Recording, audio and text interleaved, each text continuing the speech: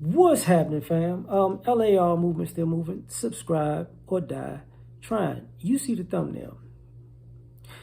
Why is this never looked at as abuse? Like, so people are going to be talking about Dr. Dre's and and his wife divorce and the settlement and the $300,000 a month she's going to get in alimony until the day she dies or gets remarried, right? And I find it interesting because there are some women who would say something like, when women want to leave a relationship, it's hard for them to leave because of the abuse, because they're scared once they leave they're going to get tracked down and the guy's going to drag them back into the to the toxic relationship, an abusive relationship. But it's interesting to see because when she wants to let it go, she just wants to move on. But when you have these scenarios, whether it be rich, whether it be middle class, with this just alimony type scenarios, it's funny that women don't ever say this is abusive or financially abusive.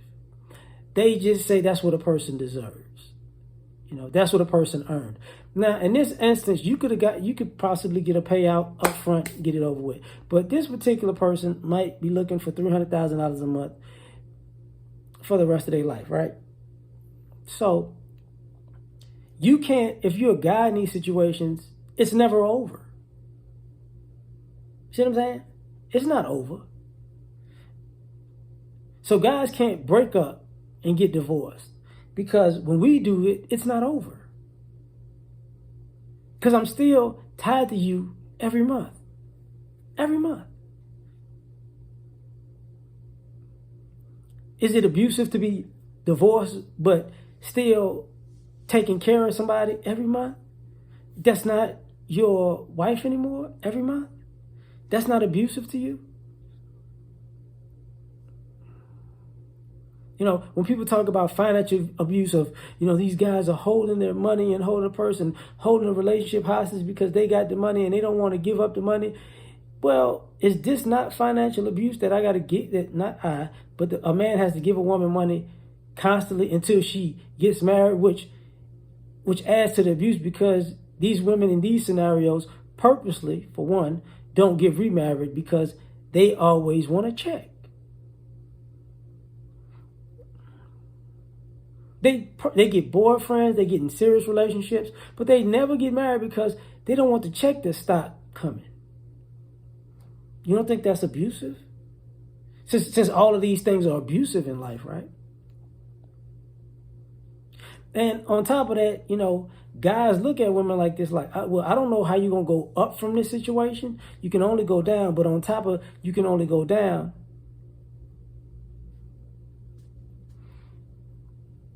The guys you dating, you want him to follow what you left. And once again, let me add some other context to this. If you file for divorce on grounds of infidelity and infidelity is not proven, is this not abuse? I want out because you cheating, but then actually you're not, or we didn't catch you, but you know what? Pay me monthly for the rest of my life because I thought you was cheating on me. So what about you being wrong? Like, there's no discount for being wrong.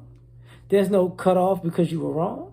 There was no cutoff. You know what? Even if they feel, well, maybe she was right. Okay, did she prove it? Well, maybe it's sealed and nobody knows what really happened because they just came to an agreement and closed everything off. Maybe, just maybe. But usually divorce is a public record. Just for the sake of this video, just saying, right?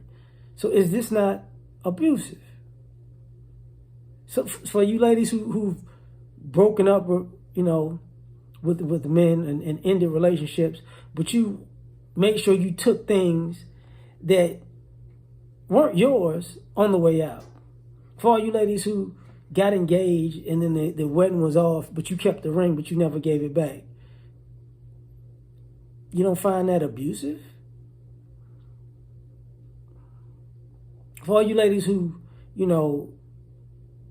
decided before you left the relationship, if you were married, what you were going to do since you had a joint account. This is why people don't have joint accounts anymore. You drain the joint account and then move on and then file for divorce and then have a guy working from scratch.